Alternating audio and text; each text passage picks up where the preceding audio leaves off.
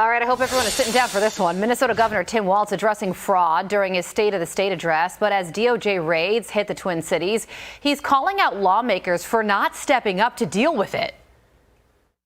My ask for you tonight is simple. If you're taking fraud seriously, take your responsibility seriously and pass legislation to stop it. If you talk about oversight, vote for that oversight in the bills that are working their way through the chamber. Walz also trying to take credit for the DOJ's federal raids targeting daycares and suspected fraud, writing, quote, "If you commit fraud in Minnesota, you're going to get caught." And that's exactly what we saw today. We catch criminals when state and federal agencies share information. Joint investigative work and securing justice depends on it. Founding partner of South and Hill Strategies, Colin Reed, joins me now. Colin, good morning to you. So for those who weren't following the ins and outs of the story yesterday, the FBI raided over 20 mostly linked Somali-linked businesses in their ongoing fraud investigation. And as this news broke, Tim Walz goes on X and says, if you commit fraud in Minnesota, you're going to get caught.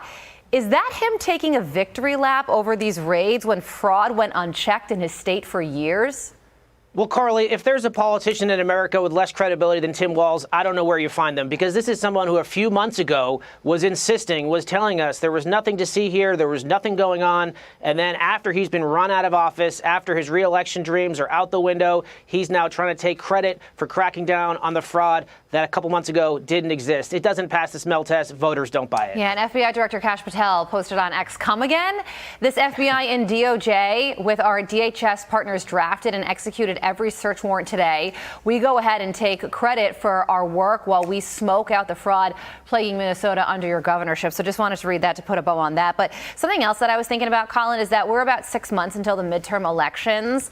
So that means that there's going to be about 1,000 news cycles between then and now.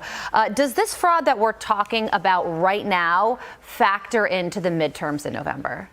What's especially galling, Carly, is we're still in April. Forget about November. We're still in April. Most of us, all of us, hopefully, just paid our taxes, and we saw how much money we handed over to the government. We worked really hard for that money, and when it's just being thrown away, when it's just being misappropriated by politicians with no accountability, that's really irritating, and that's the thing that motivates people to get off their butts and get out and vote.